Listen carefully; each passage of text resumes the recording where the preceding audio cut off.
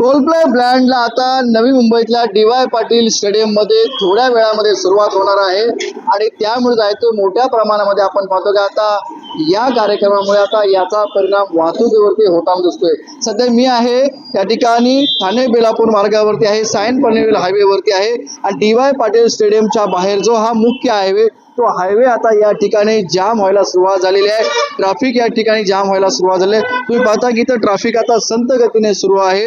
नेरूळ पासून सीबीडी पर्यंत हा संपूर्णपणे या ट्रॅफिकच्या आता रांगा लागल्याचं आपल्याला पाहायला मिळतंय। समोरच आहे डी.वाय. पाटील स्टेडियम आहे आणि याच कार्यक्रमासाठी हजारोच्या संख्येने या ठिकाणी आहेत ते प्रेक्षक वर्ग येणार आहेत, रसिक येणार आहेत। त्यामुळे याचा परिणाम आता कुठेतरी वाहतुकीवरती होताना दिसतोय।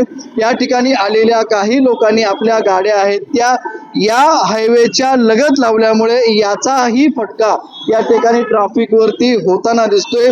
त्या ठिकाणी नवी मुंबई वाहतूक पोलिसांच्या माध्यमातून ट्रॅफिक आहे ते क्लिअर करण्याचा प्रयत्न केला जात आहे। वाहनं आहेत ते या ठिकाणी डायव्हर्ट करण्याचा प्रयत्न केला जात आहे। मात्र आता संध्याकाळपासून आहे ते या ठिकाणी ट्रॅफिक वाहतूक कोंडी होताना आपल्याला पाहायला मिळते।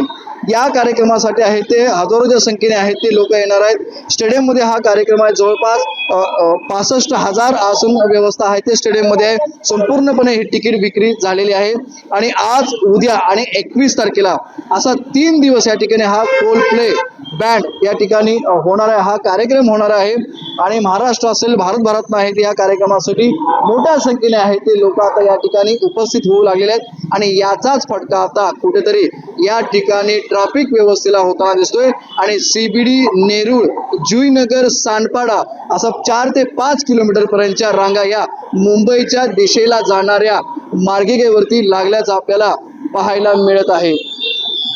विनायक पटेल, एबीपी माझा, नवी मुंबई। एबीपी माझा, उघडा डोळे बघा नीट।